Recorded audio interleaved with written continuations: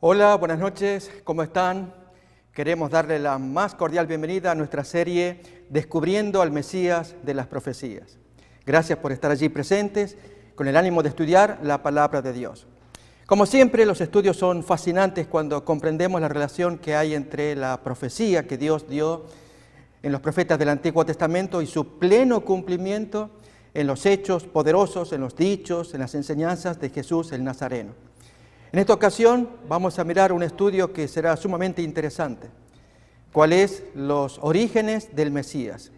Queremos mirar en las profecías del Antiguo Testamento cómo el Señor se anticipó, prediciendo con mucho tiempo de antelación cómo serían los hechos, cómo se produjeron cuando Jesús tuvo que nacer, qué ocurrió con el pueblo israelita en aquel tiempo y qué enseñanza moral podemos sacar para cada uno de nosotros. Para ello, vamos a ver estas profecías.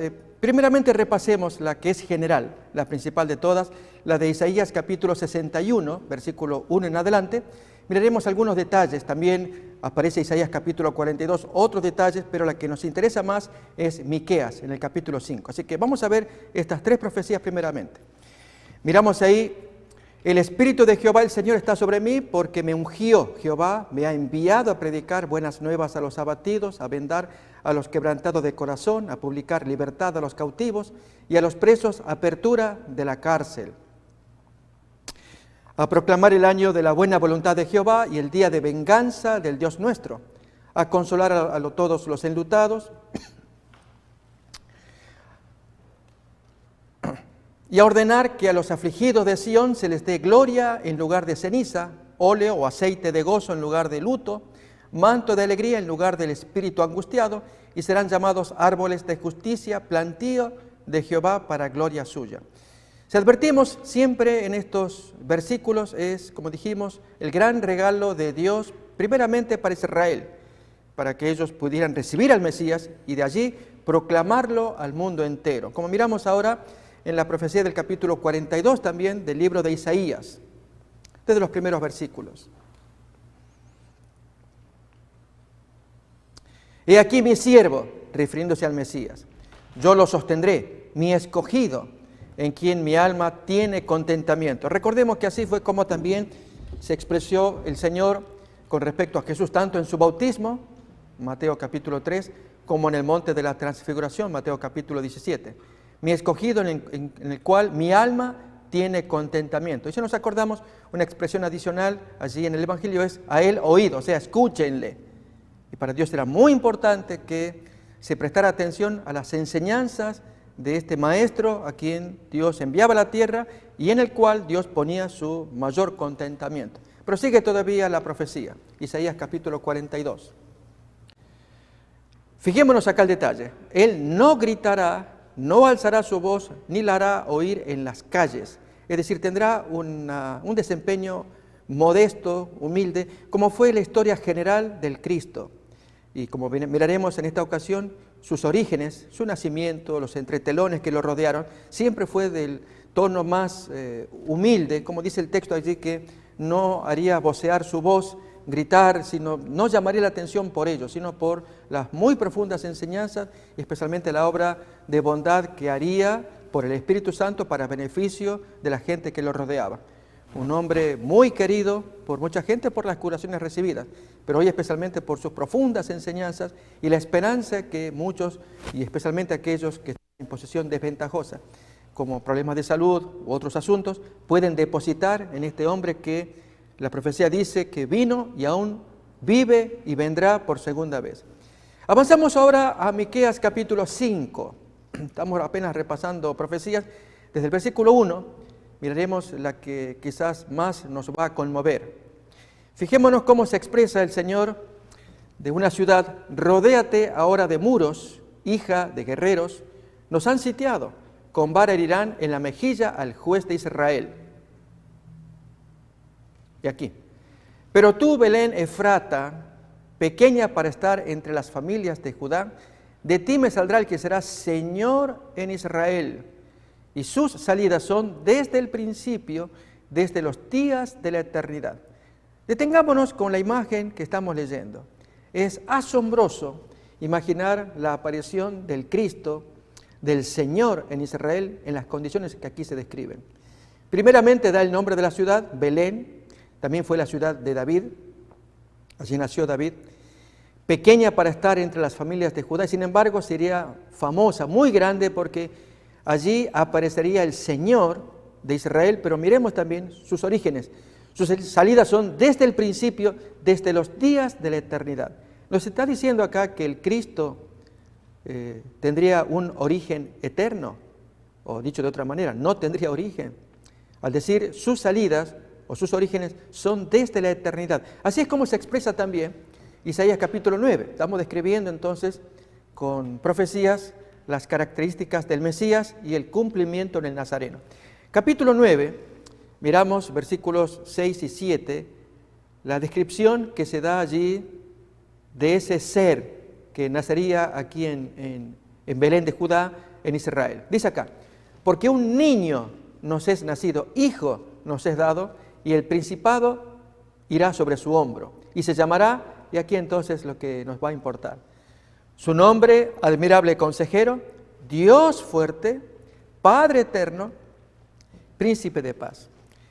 Pues este príncipe que nacería aquí en Belén es el mismo príncipe que se aparece en forma silenciosa allí en Josué, capítulo 5. Leemos un texto más todavía, que nos revelan a este ser majestuoso, a quien se le llamaría Dios eterno,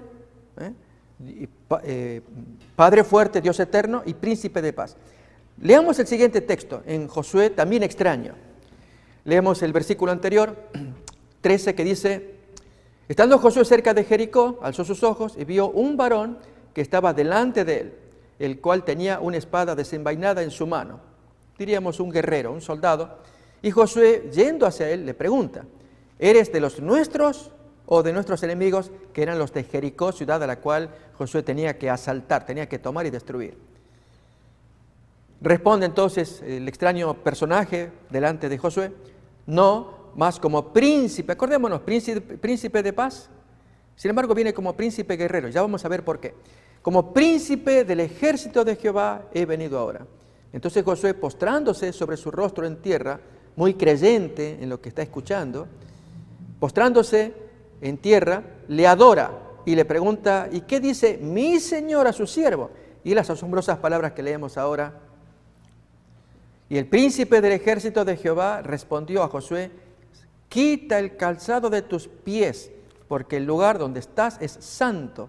Y Josué así lo hizo. O sea, la persona de Dios, no el Padre, sino alguien equivalente al Padre, llamado el príncipe del ejército de Jehová o príncipe de paz, leíamos en Isaías capítulo 9, versículo 6. Pero la pregunta es, si es príncipe de paz y aparece como un príncipe guerrero con una espada desenvainada en la mano para apoyar las legiones de Josué, ¿por qué aparece en forma hostil como guerrero? Lo va a decir el siguiente versículo, capítulo 6:1, de la porción leída, que muestra la actitud de los de Jericó.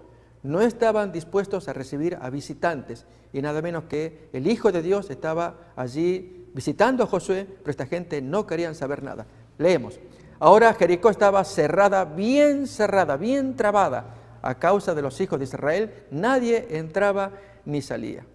Con ello estamos mirando que si los de Jericó se perdieron fue en gran medida por esta situación. Trabar sus puertas en lugar de dialogar con la gente que estaban asediándolos, entrar en algún arreglo de paz o embajada de concierto de paz. No intentaron hacer eso, cerraron las puertas y el Hijo de Dios no podía entrar allí como hubiera deseado. Entonces vino en consecuencia la guerra. Este príncipe de paz pues tiene que actuar de esa manera cuando no se lo desea. Bien, hablemos de este príncipe de paz, en la forma en cómo vino. Habíamos ya leído la profecía de Miqueas capítulo 5, versículo 2. Tú, Belén Efrata, muy pequeña para estar entre las familias de Judá, de ti me saldrá, ahí tenemos el texto, el Señor de Israel, y sus salidas son desde el principio, desde los días de la eternidad. ¿Se cumplió esto? Es increíble. Vamos a leer los textos, lógicamente. Lo va a relatar principalmente Mateo. Mateo es el hombre, discípulo de Jesús que hace su investigación y él abundantemente pone las citas probatorias y entonces nos orienta y orienta a los lectores, mayormente de origen judío, que crean en las profecías dadas del Antiguo Testamento y el cumplimiento allí llevado a cabo por el Nazareno. Abrimos pues entonces el Evangelio según Mateo,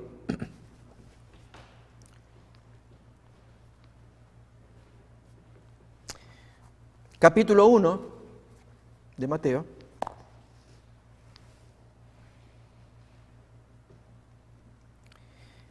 Desde el versículo 18 miraremos otra profecía que no repasamos de Isaías, pero el texto allí, el mismo Mateo nos lo va a decir. El nacimiento de Jesucristo fue así. Estando desposada María, su madre, con José, antes que se juntasen, se halló que había concebido del Espíritu Santo. Aquí, amigos, me hago una detención y es que mucha gente al leer estos primeros versículos quizás se traban en el sentido en que ¿cómo es posible que una mujer pueda concebir sin concurso de hombre? Queremos decirle que hay cosas aún extrañas en la naturaleza que se van produciendo, aún en el reino animal todavía, sin el concurso masculino, aparecen ya fecundados animales, pero en este caso en particular de los seres humanos. Lógicamente, Dios creó que la raza humana se procreara con el concurso de ambos sexos opuestos. En el caso que nos importa, que es de Jesucristo y sus padres y sus orígenes, queremos decirle lo siguiente, amigos. La venida de Jesucristo es un plan que Dios creó. Siempre recordemos eso, es el regalo de Dios a la humanidad a través de un regalo de Dios. Y este regalo venía, ya lo miramos hace un momento, en aquel príncipe del ejército de Jehová que dialogando con Josué le dice tan extrañísimas palabras. Josué pregunta, ¿qué dice mi Señor a su siervo? Y el Señor le dice, sácate los zapatos, porque donde estás es tierra santa. Las mismas palabras que Dios le dijo a Moisés cuando Moisés se acercó a la zarza ardiente, que se quemaba pero no se destruía. Y Moisés, curioso, se acerca y la voz que dice las mismas palabras. Moisés, no te acerques. Y entonces allí Moisés se asusta y Dios le ordena, sácate los zapatos porque donde estás es tierra santa. Ahí tenemos Éxodo capítulo 3, versículo 5. Dios le dice, no te acerques, quita tus zapatos de tus pies, porque el lugar en que tú estás, tierra santa es. Notamos, amigos, dos eventos, las mismas palabras, con distintos personajes. Aquí, quien no se hace ver, decimos Jehová, el Padre, y este que sí se hace ver en Josué, el Hijo de Dios. Si este es un plan de Dios para darle un regalo a la humanidad en la persona del Mesías, en toda la obra que leíamos hace un momento de Isaías 61, obras que mayormente las personas en desventaja, desvalidas, desfavorecidas, son las que más lo aprecian. Los enfermos, cojos, cuántas personas que sufren, aprecian un regalo, el regalo de la sanidad, el regalo de la bendición. Y Dios quiso dar ese regalo a la raza humana en la persona de su Hijo, el Hijo de Dios, que se había revelado ya como príncipe a Josué. La pregunta es, ¿hay algo extraño para Dios en que Él pueda hacer lo que quiere al dar el regalo a la humanidad? Ya estudiamos en otra emisión acerca del milagro que Jesús hizo a una persona que estaba endemoniada. Nos acordamos quizás. Allí dialoga con el papá incrédulo. Y entonces el papá que pregunta si tú puedes hacer lo que puedas para curar a mi hijo. Y Jesús que le devuelve en una mejor traducción que nuestra Reina Valera 60, que si puedo. Y la frase que viene, para el que cree nada es imposible. Dios no tiene límites, lo muestra el vasto mundo que estamos presenciando. Y si Dios puede hacer lo que Él desea hacer, mostrando su poder, ahí tenemos en la versión de la Biblia de las Américas, ¿cómo que si tú puedes? Le dice Jesús al papá, que le dijo esas palabras, si puedes hacer algo, y Jesús responde, todas las cosas son posibles para el que cree. Quiero invitarles, amigos, a leer un texto antes de introducirnos a este hecho del nacimiento milagroso, porque lo que viene va en cadena. Y este tema del nacimiento virginal, María no tuvo concurso humano. Y yo digo, enhorabuena, porque si hubiera nacido María de un hombre, es decir, Jesús hubiera nacido del concurso humano, Jesús hubiera sido exactamente igual a nosotros. Y lógicamente alguien dirá, pero no es así, exactamente igual a nosotros. No, me refiero a esto, exactamente igual a nosotros en nuestras pasiones, en nuestros sentimientos tan amargos, tan ácidos, odio, venganza, cuánta cosa negra que tenemos en el corazón. Jesús hubiera sido igual. Ya vamos a llegar a ese punto. Permítame leer un texto de Romanos capítulo 1, donde se habla claramente de que todas las cosas creadas muestran la existencia de Dios. Quizás no podamos ver su mano, pero ahí tenemos su guante que esconde su mano. Esto aparece en Romanos capítulo 1, y ya luego entonces continuamos con Mateo capítulo 1, estudiando el nacimiento de Jesús. En Romanos capítulo 1, versículo 20, miremos la expresión que el apóstol Pablo da acerca de la deidad e invisibilidad de Dios.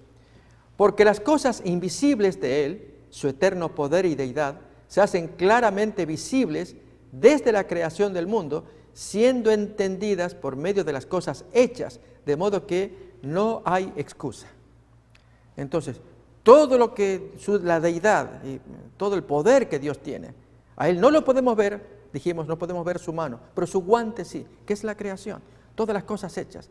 Y asombra una cosa, los mismos científicos, los que estudian la naturaleza, quedamos pasmados de tanta belleza, riqueza que hay, e incluso más allá de nuestra comprensión. Por lo tanto, es imposible para Dios crear vida sin el concurso sexual del varón. Volvemos entonces a Mateo capítulo 1. Hicimos esta reflexión porque el versículo lo amerita. En el capítulo 1, versículo 18 en adelante de Mateo.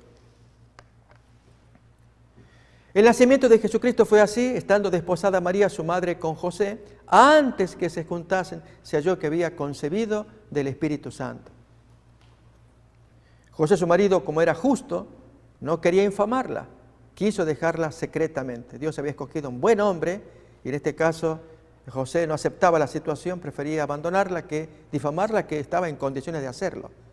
Pero era una buena persona y Dios lo había escogido para que sea el padre representativo de Jesús aquí en la tierra.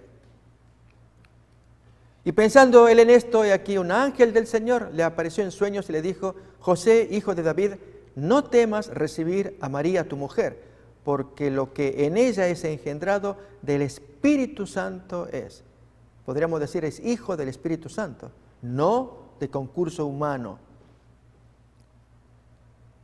Y dará a luz un hijo y llamarás su nombre Jesús, porque él salvará a su pueblo de sus pecados. Todo esto aconteció, y entonces ahora la cita mesiánica, para que se cumpliese lo dicho por el Señor, por medio del profeta Isaías en este caso, cuando él dijo: he aquí una virgen o una doncella concebirá y dará a luz un hijo, y llamarás su nombre Emmanuel, que traducido del hebreo es Dios con nosotros, o con nosotros Dios. Notamos entonces, esta es ya una profecía que anunciaba en el Antiguo Testamento que ese niño tendría ese nombre. Con nosotros está Dios. Pero ya estaba embarazada y ahora el tiempo de su alumbramiento. Seguimos avanzando con la lectura de Mateo. Despertando José del sueño, hizo como el ángel del Señor le había mandado y recibió a su mujer. Pero no la conoció hasta que dio a luz su hijo primogénito y le puso por nombre Jesús.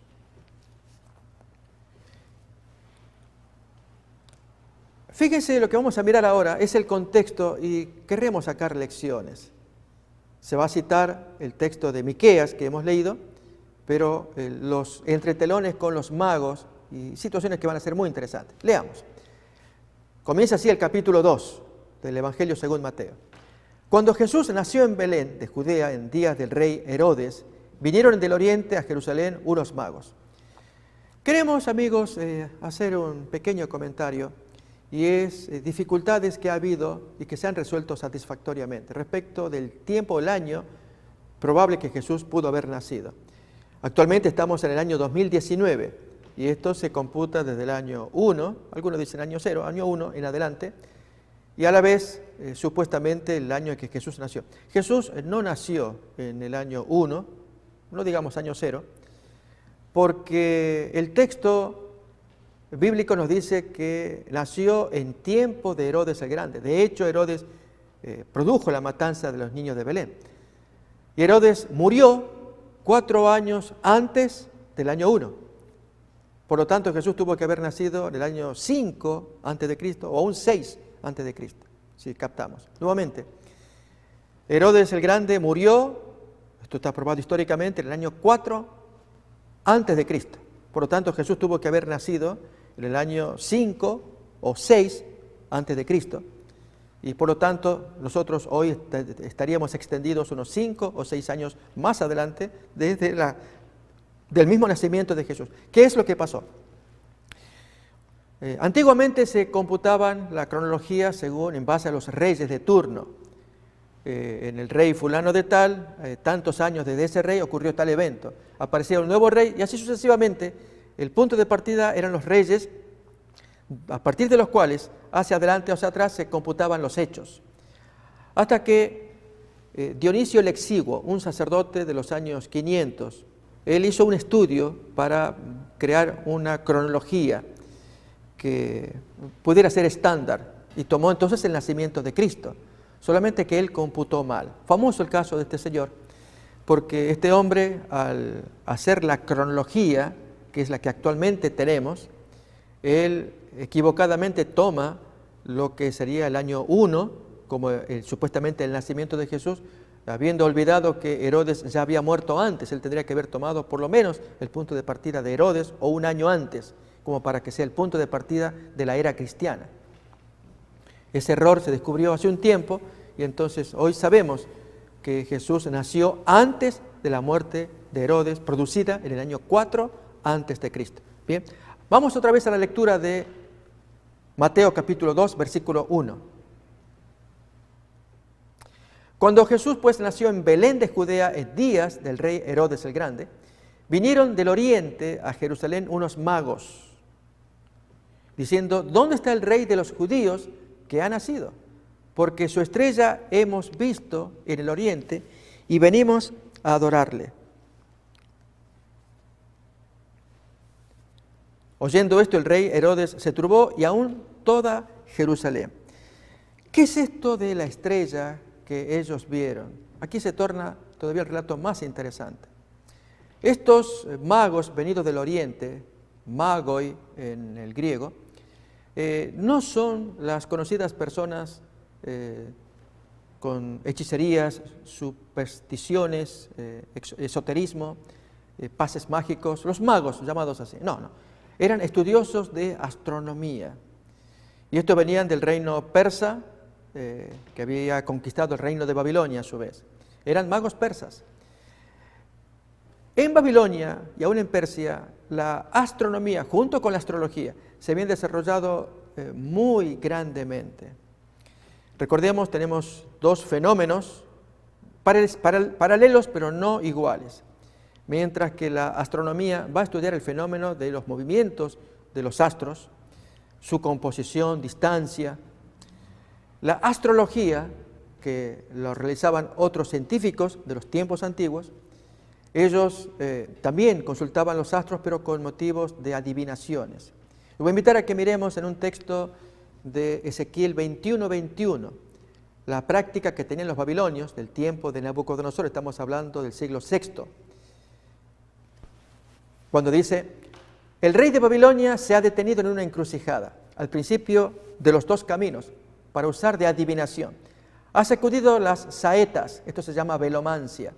Consultó a sus ídolos, miró el hígado, la hepatoscopia. Déjenme ilustrarlo, amigos.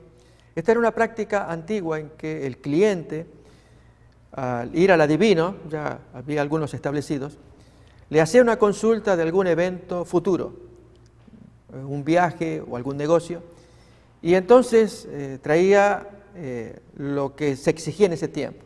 Si era la consulta por medio del hígado, allí el adivinador traía o tenía un hígado de arcilla de algún animal, que entonces se especificaba que el cliente debía traer de la misma especie de animal el hígado correspondiente y comparar entonces el hígado que traía el cliente con el hígado modelo que el adivinador traía. Y al compararlos veía las diferencias y de allí sacaba su interpretación, si convenía o no hacer el viaje. Lo mismo la lecanomancia, tirar aceite que se deslice y según el movimiento del aceite, el adivinador le indicaba al cliente lo que le convenía en un destino futuro, en horas o días que le debía acontecer.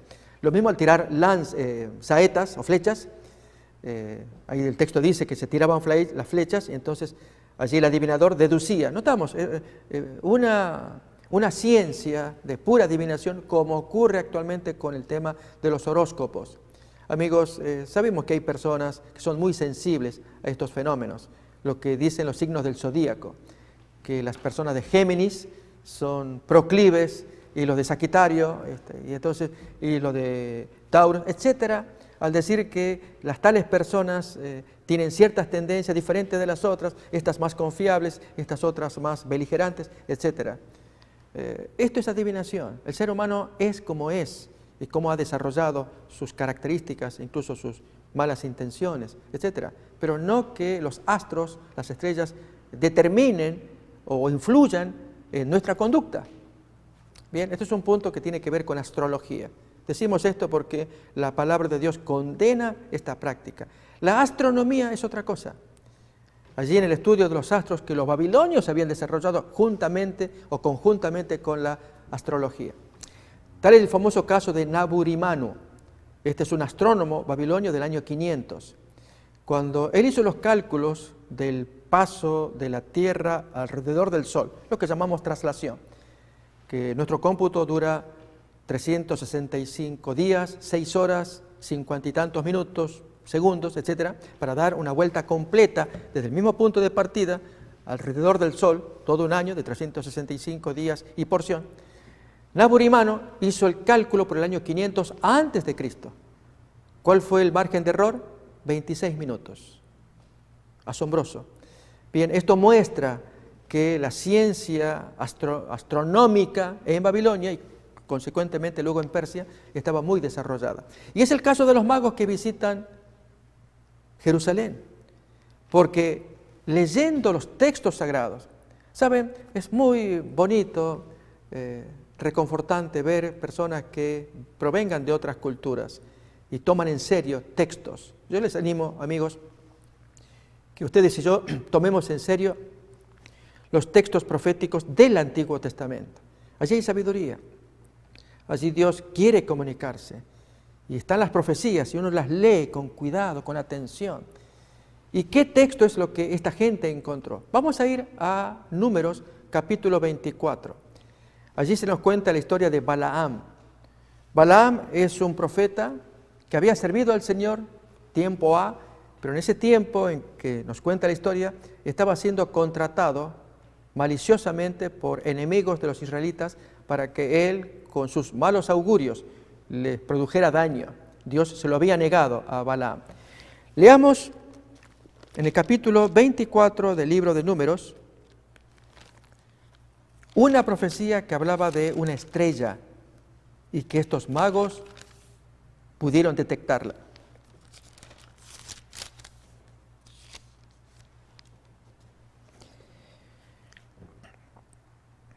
Versículo 10, vamos a leer el contexto porque vale la pena leer esta profecía y entender a estos magos del Oriente que teniendo acceso al libro sagrado judío, allí hicieron su genial interpretación. Vamos a ver.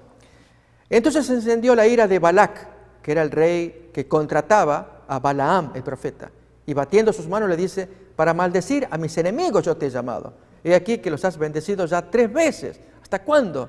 Y efectivamente Dios era el que cambiaba el giro del tono del profeta Balaam. Ahora huye a tu lugar, yo dije que te honraría, pero he aquí que Jehová te ha privado de honra.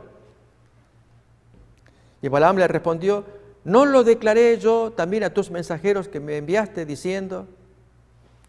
Si Balac, el rey, me diese su casa llena de plata y oro, yo no podré traspasar el dicho de Jehová para hacer cosa buena ni mala de mi arbitrio, mas lo que hable Jehová, eso yo diré. Está diciendo Balaam que dijo las cosas porque Dios le ordenaba decirlo así. He aquí, yo me voy ahora a mi pueblo, por tanto, ven, te indicaré lo que este pueblo ha de hacer a tu pueblo en los últimos días, y ya lanza su última profecía. Y tomó su parábola y dijo Balaam, hijo de Beor, dijo el varón de ojos abiertos, era un hombre que discernía. Dijo el que oyó los dichos de Jehová y el que sabe la ciencia del Altísimo, el que vio la visión del Omnipotente, caído, pero todavía con sus ojos abiertos. Y aquí entonces la profecía que conmovió a los magos del oriente. Lo veré, mas no ahora. Lo miraré, mas no de cerca. Saldrá estrella de Jacob y se levantará cetro de Israel. Allí el mando, el cetro. Y herirá las sienes de Moab y destruirá a todos los hijos de Set. Notamos entonces, allí se predice que aparecería una estrella en Jacob. Y estos estudiosos de la astronomía vieron un movimiento estelar en el cielo. ¿Y qué era? Vamos entonces a volver nuevamente a Mateo capítulo 2, la narración de los magos del oriente en diálogo con Herodes.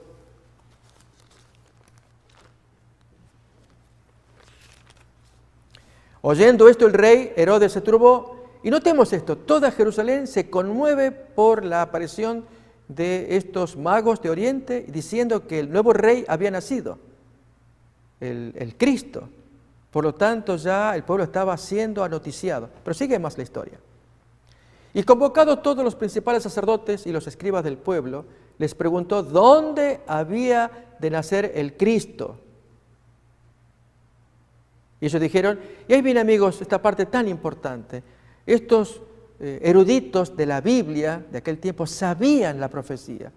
En Belén de Judea, porque así está escrito por el profeta Miqueas 5:2 que habíamos leído, y tú Belén de la tierra de Judá, no eres la más pequeña entre los príncipes de Judá, porque de ti saldrá un guiador, o Señor decía el texto, que apacentará a mi pueblo Israel. Entonces Herodes, llamando en secreto a los magos, indagó de ellos diligentemente el tiempo de la aparición de la estrella. Y enviándolos a Belén, dijo, id allá y averiguad con diligencia acerca del niño, y cuando lo halléis, hacedmelo saber, yo también vaya y lo adore. Ellos, habiendo oído al rey, se fueron, y aquí la estrella que habían visto iba delante de ellos, hasta que llegando se detuvo sobre donde estaba el niño, y en un momento más vamos a investigar qué estrella. ¿Sigue más todavía? Y al ver la estrella se regocijaron con muy grande gozo. Y al entrar en la casa, vieron al niño con su madre María, y postrándose lo adoraron. Y abriendo sus tesoros, le ofrecieron presentes, oro, incienso y mirra. Pero siendo avisados por revelación en sueños que no volviesen a Herodes, regresaron a su tierra por otro camino. Bien amigos, aquí estamos describiendo una historia y queremos sacar lecciones. Magos paganos del oriente, estudiando la Biblia de los judíos, descubren el texto que habla de una estrella. ¿Qué es lo que descubrieron? ¿Qué es lo que ha pasado? Vamos al Evangelio de Lucas, capítulo 2. Miraremos algo interesante.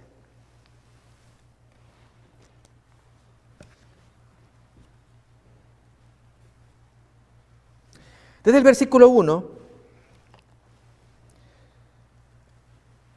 se nos cuenta que en aquellos días se promulgó un edicto de parte del emperador Augusto César, que todo el mundo fuese empadronado. Este primer censo se hizo siendo Cirenio gobernador de Siria. E iban todos para ser empadronados, cada uno a su ciudad.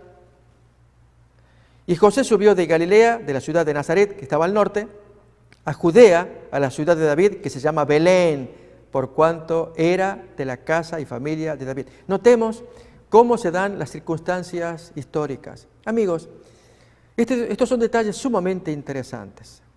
Aquí, primero, Dios había profetizado que el Cristo nacería en Belén, pero circunstancias políticas de aquel tiempo que causaban molestia, perturbación, esto es, que el emperador ordenara desde Roma que todo el mundo se empadronara para saber dónde estaban los dineros, diríamos hoy en tiempos modernos, para poder cobrar los impuestos más fluidamente. Y entonces al empadronarse, ver qué cantidad de gente hay, también su capacidad y demás, cada cual iba a su ciudad. Y allí entonces José, de la ciudad de Belén, de David, el rey David, junto con su esposa, se dirigen hasta acá, y eran los días del alumbramiento de la señora. Leamos los textos como siguen a continuación. Dios estaba guiando todas las cosas para que el Cristo naciera en el lugar especificado por la profecía. Y José subió de Galilea para ser empadronado con María, su mujer, desposada con él, la cual estaba embarazada. Y aconteció que estando ellos allí en Belén, se cumplieron los días de su alumbramiento. Y dio a luz a su hijo primogénito y lo envolvió en pañales y lo acostó en un pesebre porque no había lugar para ellos en el mesón.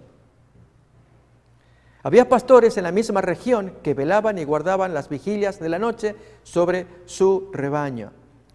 Este detalle, amigos, queremos traerlo y es con motivo de la celebración de la Navidad. El texto aquí nos está diciendo que Jesús nació en un tiempo en que los pastores estaban haciendo las vigilias de la noche. Y los tiempos de invierno, diciembre, en el hemisferio norte, no son tiempos para estar sacando los animales afuera, pastando y cuidando los rebaños. Más bien es para que estén encerrados hasta que pase el tiempo de frío. Lo que muestra entonces que Jesús no nació en los días que se pretende, de diciembre al menos, sino en días cálidos o preciosos en que están a la vela vigilando afuera y los rebaños pastando, tiempos preciosos que pueden ser los meses de septiembre, octubre u otros meses, pero no diciembre. Contamos esto porque el texto, hay mucha discusión sobre el tema, pero lo que importa es recordar que el texto anuncia este detalle, que Jesús nació durante el tiempo de un momento apacible de la temperatura. Lo repasamos otra vez. Había pastores en la misma región que velaban y guardaban las vigilias de la noche sobre su rebaño. Y aquí, allí viene el punto que nos interesa y la estrella que se apareció. Y aquí se les presentó un ángel del Señor y la gloria del Señor los rodeó de resplandor y tuvieron gran temor. Pero el ángel les dice, no temáis, porque aquí os doy nuevas de gran gozo que será para todo el pueblo. Que os ha nacido hoy en la ciudad de David un Salvador que es Cristo el Señor, en la ciudad de Belén. Esto os servirá de señal. Hallaréis al niño envuelto en pañales, acostado en un pesebre, en un corral para animales. Y repentinamente apareció con él, notemos esto, una multitud de las huestes celestiales que alababan a Dios y decían, gloria a Dios en las alturas y en la tierra paz, buena voluntad para con los hombres, porque ha nacido el Cristo, el gran regalo de Dios para la humanidad. Sucedió que cuando los ángeles se fueron de ellos al cielo, los pastores se dijeron unos a otros, pasemos pues hasta Belén y veamos esto que ha sucedido y que el Señor nos ha manifestado. Vinieron pues apresuradamente y hallaron, tal como se les había dicho, a María y a José y al niño acostado en el pesebre. Al verlo, dieron a conocer lo que se les había dicho acerca del niño, y todos los que oyeron se maravillaron de lo que los pastores les decían. Amigos, permítanme sacar ya las lecciones que todos esperamos. En primer lugar, el ángel que se apareció a estos pastores fue el mismo ángel que buscó dar a conocer semejante noticia y anduvo por Jerusalén queriendo revelarse a los líderes primeramente. Esto es lo que muy posiblemente creemos que tuvo que haber pasado.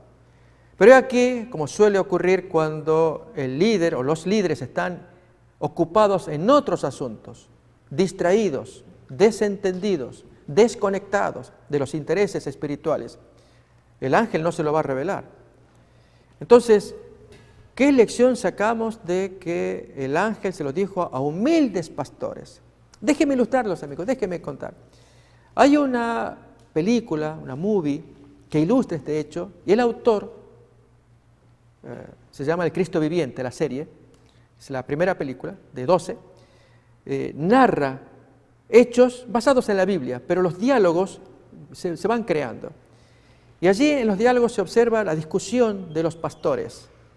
Uno mirando huestes que están caminando al empadronamiento, que se van yendo a diferentes ciudades. Y uno discutiendo con el otro de que cómo es posible que Israel soporte semejante humillación, de que se cobren más impuestos y que no se opongan y que saquemos lanzas y las quebremos y peleemos. A lo que otro dice, ese es un lenguaje de violencia, no conviene hablar así, pero hay que hacerlo. Y entonces otro menciona, esto será hasta que llegue el Cristo. Cuando Él venga, sí, esa promesa ya nos la dijeron, y comienzan a hablar del Cristo.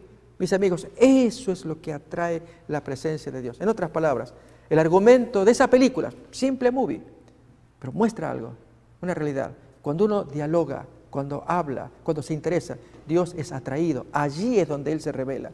En tanto que en la ciudad capital, en Jerusalén, que distaba pocos kilómetros, allí cuando están interesados en otros asuntos, dinero, preocupaciones, intereses carnales, poder, etc., Dios se pasa de largo. Es una lección importante. Por eso es que Dios se reveló a estos hombres humildes que hablaban del Cristo. Otra lección. Los magos cuando vinieron y miraron la estrella, ¿qué es lo que vieron? Se han hecho muchos estudios para afirmar que hubo tal estrella, o una estrella o fugaz o algún fenómeno estelar, cuando el texto nos puede dar una pista que creemos que es la más propicia, y es que Dios se revele también a hombres que buscan luz en las profecías. Y así como leíamos Números capítulo 24, 17, el texto que hemos leído hace un momento, que ellos vieron la estrella, que era el signo del cetro, del poderío, del mando, del reino, de quien nacería guiado por esa estrella o revelado por la estrella. ¿Qué es la estrella entonces? ¿Me permiten sugerirlo? Vamos otra vez a Lucas capítulo 2, lo hemos leído, lo leemos otra vez. Versículo 13, luego que el ángel de alegría cuenta las buenas nuevas a los pastores que estaban conversando las vigilias de la noche, algo ocurrió. Y repentinamente apareció con el ángel una hueste de las huestes celestiales que conforman una estrella, que alababan a Dios y en alabanza decían grandes cosas preciosas que todos necesitamos escuchar. Amigos, es difícil, imposible para Dios que estos ángeles que están felices de poder contar hayan generado una luz que desde la distancia los magos del Oriente pudieron percibir, y guiados por esa luz y por el texto de Números capítulo 24, ellos emprendieron el camino de seguir esa luz, que la luz los fue guiando. Esta es la opinión de varios estudiosos de la Biblia, que Dios también se reveló a las personas que buscan luz de la palabra de Dios. Lecciones espirituales, más lecciones. Vamos otra vez al libro de Mateo, capítulo 2. Texto que hemos leído, lo vamos a repasar nuevamente. 2:4. Herodes, enterado de la visita y de las intenciones de estos magos distinguidos de Oriente, convoca aparte a los principales dirigentes, quizás al Sanedrín de la nación judía. El texto dice, convocados todos los principales sacerdotes y los escribas del pueblo, les preguntó dónde había de nacer el Cristo. ¿Qué más dice allí? Ellos dicen, bien fundamentados en Biblia, en Belén de Judea, porque así está escrito por el profeta, Miqueas en este caso, capítulo 5:2, y tú, Belén de la tierra de Judá, no eres la más pequeña entre los príncipes de Judá. porque de ti saldrá un guiador o Señor que apacentará a mi pueblo Israel. Ya habíamos leído de Miqueas que dice, y sus salidas son desde los orígenes, desde los días de la eternidad. Muy bien. Si estos sabios sabían, ¿por qué Dios no se los reveló? O no reveló a ese ángel que les diga a esta gente que sabían. Hay una razón esencial. Uno puede saber intelectualmente alguna revelación, algún estudio de la Biblia, pero si el corazón no está dispuesto, no está entregado, si no hay armonía entre el conocimiento y la actitud de un corazón que quiere servir a Dios. Y esta es la diferencia. Esta gente sí que conocían la palabra de Dios, pero no la aplicaban. Voy a invitar a que miremos un texto que nos habla así en Mateo capítulo 23. Vamos a leer los primeros versículos que describe a esta gente de parte de Jesús. Entonces habló Jesús a la gente y a sus discípulos diciendo, en la cátedra o en el asiento de Moisés, antiguamente se enseñaba sentado, se sientan los escribas y fariseos. Así que todo lo que os digan que guardéis, guardadlo y hacedlo, mas no hagáis conforme a sus obras, porque dicen y no hacen. ¿Notamos ello? Que esta dicotomía entre lo que se enseña de palabra y se deshace con las acciones. Bien, esto es lo que suponemos que pudo haber pasado con estos hombres que sabían de la revelación del nacimiento en Belén, la pequeña ciudad de David en la que nacería el Señor, el guiador de todo Israel. Vinieron los magos anunciando que habían nacido. El texto de Mateo nos dice que se turbó Jerusalén y todo el pueblo, todos estaban turbados. Y si están turbados, no es momento de investigar o quedarse solamente con la mera perturbación. Leamos el texto otra vez. En Mateo capítulo 2, luego de la declaración que hicieron estos hombres sabios, ¿dónde nacería el Cristo? Tenemos la siguiente porción.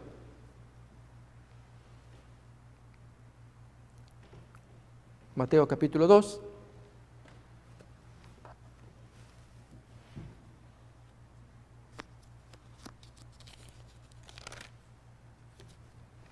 Versículo 5 dice, en Belén de Judea, porque así está escrito por el profeta, ya hemos leído esto. Y ahora vamos al versículo 3, que es el que nos va a interesar ahora. Oyendo esto, el rey Herodes se turbó y toda Jerusalén con él, porque los magos hablaban de que había aparecido el Cristo.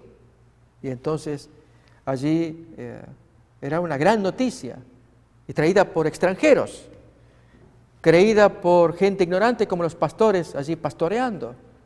Y una persona culta, ¿cómo podría creer o aceptar palabras de gente que no tiene cultura, que creen en cualquier cosa? Esta es la sensación que hay de los líderes, y sin embargo Dios se estaba revelando. Amigos, Dios tiene caminos muy extraños, tanto que la maldad se revela a continuación con Herodes, y la historia ya es conocida, cuando siendo burlado por los magos, pasado el tiempo y los magos no aparecieron, entonces él ordenó la matanza de Belén, famosa historia, y que se recoge en algunos autores seculares. Hay un tal Orosio que cuenta al respecto, y una frase famosa que se dijo ya en el primer siglo, que el mismo Augusto César, o Octavio, al enterarse de esta matanza, dijo una frase, un juego de palabras: más vale ser cerdo que hijo en la casa de Herodes. Y más vale ser cerdo, huis, que huios, hijo, porque a los hijos se los mata. Y esto fue cuando él hizo la matanza, primeramente de sus hijos, luego la matanza de Belén, lo que muestra que era un ser despreciable, sin sentimientos humanos o humanitarios, y se ganó esa famosa frase de parte del emperador.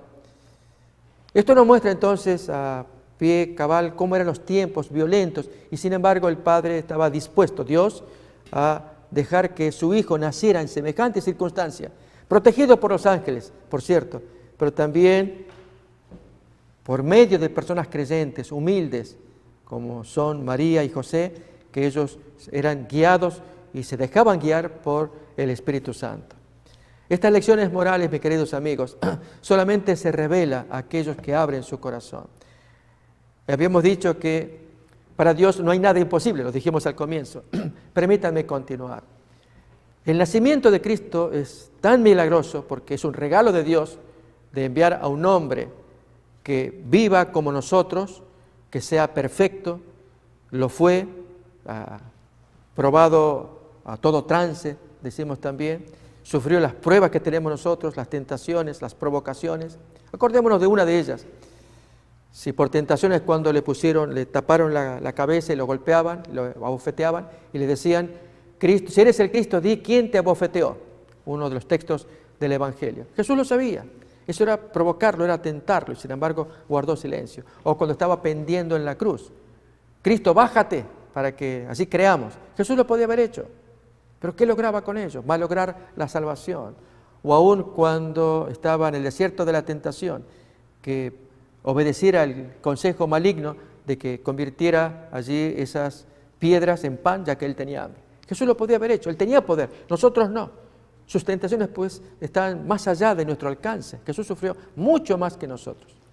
Y sin embargo, pudo llevar una vida perfecta, morir como decían las profecías, resucitar como decían otras, interceder como dicen otras, y la más importante para nuestro tiempo es regresar. Todo esto son hechos sobrenaturales, creados por Dios. Esta es la razón de ser de por qué nosotros necesitamos adentrarnos en las profecías, buscarlas, creerlas, para que apreciemos el regalo, que es lo que más nos interesa como humanos. Sacarnos el beneficio, aprovecharnos de esta bondad del Padre que nos da la bendición, con una persona que Dios preparó, planes que Él hizo con el Hijo, para que todos seamos beneficiados, habiendo escrito en las profecías cómo serían los hechos. Este es uno, Miqueas capítulo 5:2, que sus salidas serían desde los orígenes, desde los días de la eternidad, mostrando que ese ser que nacería es eterno, desde los orígenes, desde siempre. En Isaías 9:6 leímos que un hijo nos es dado y se le llamará admirable consejero, Dios fuerte, Padre eterno. Ese es el niño que nacería. Hasta se le llamaría Padre eterno, el nombre de Jehová Dios. Y entonces que este ser haya venido milagrosamente, vivido milagrosamente sin cometer pecado, muerto vulgarmente como criminal, resucitado milagrosamente, ascendido al cielo milagrosamente, vuelto o preparado para volver. Amigos, son las grandes novedades que nos da la palabra de Dios. Para ello se requiere que creamos en el regalo. Si queremos mantenernos en la incredulidad, en la desconfianza, tenemos el derecho, pero perdemos mucho. De allí, amigos, que estas son las lecciones que queremos compartirles, de las grandes profecías del Mesías en el Antiguo Testamento, grandes cumplimientos. Aquí Dios salió perfecto, cumplió su plan acabadamente. Ahora le pide al hombre que haga su parte, y es que estudie la profecía, crea en ellas, guarde un corazón agradecido, pero entregado también, para creer y obedecer, y hacer lo que el Mesías pide que se haga. Siempre será para nuestro bien tomar decisiones a favor de la verdad que el Mesías nos la quiere revelar. Y cuando hacemos esto, los que salimos ganando somos todos nosotros. Así, amigos, queremos dejar esta lección, este mensaje para ustedes de los orígenes del Mesías, y nos estaremos viendo en la siguiente emisión. Y hasta entonces, que Dios los bendiga.